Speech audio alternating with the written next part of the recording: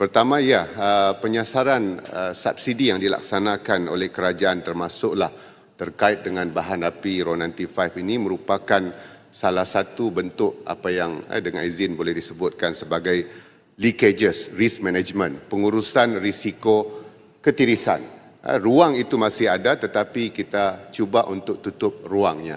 Jadi kalau terkait dengan isu yang juga berbangkit tentang ketirisan di kawasan sempadan khususnya di stesen-stesen minyak yang terbaru berlaku di Johor, untuk makluman pendekatan terbaru yang akan dilaksanakan oleh KPDN adalah untuk memperkenalkan satu peraturan baru di bawah Seksyen 6 Akta Kawalan Bekalan 1961 yang akan membuat larangan terhadap pembelian RON95 di stesen-stesen minyak.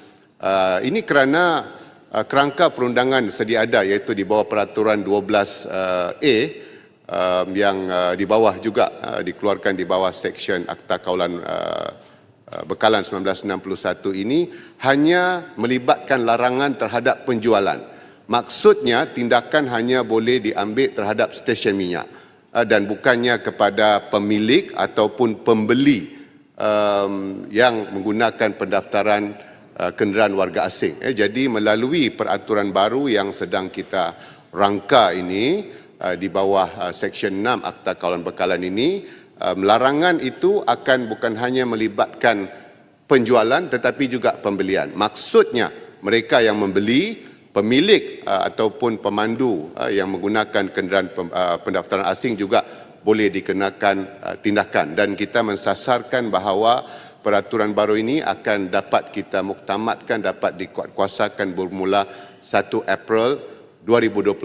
Kita sedang melaksanakan sesi libat urus bersama stakeholders termasuklah bersama JPJ dan juga agensi sepadan untuk kita tampil dengan SOP penguatkuasaan dan dimasukkan ke dalam sistem mereka. Berkenaan dengan program barang perlu, untuk makluman yang berhormat, antara penambahbaikan yang kita laksanakan, kita maklum bermula 2023 contohnya dari segi kaedah perolehan. Bermula 2023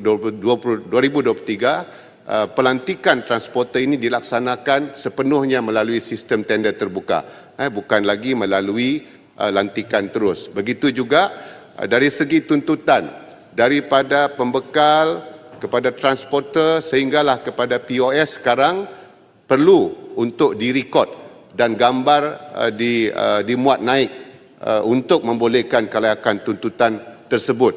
Dan kita juga mempertimbangkan untuk mengguna leverage, memanfaatkan advancement of technology supaya pemantauan dan penguatkuasaan yang lebih menyeluruh dapat kita laksanakan, memastikan barang-barang sampai kepada kawasan-kawasan pedalaman, memastikan program pengedaran barang perlu itu juga kalis daripada ketirisan dan rakyat mendapat manfaat. Jadi itu antara penambahbaikan yang akan kita laksanakan di peringkat KPDN. Terima kasih.